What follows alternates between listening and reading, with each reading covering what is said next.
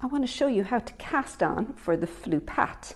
I've used the Longtail cast on, which is a really good basic go-to cast on. Normally, when you start, you pull out enough strands of working yarn that you've got about 3 times the length of the cast on. It can be really tricky to get this exactly right though. So I'm going to show you a little trick that you can use that can make it a bit simpler. You can have the yarn, your working yarn from the outside, then pull from the middle of your skein the other tail.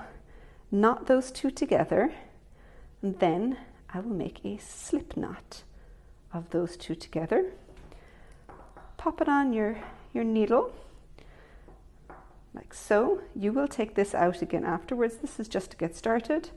Then hold your yarn for your basic long tail cast on, and when finished, just cut the second strand of yarn.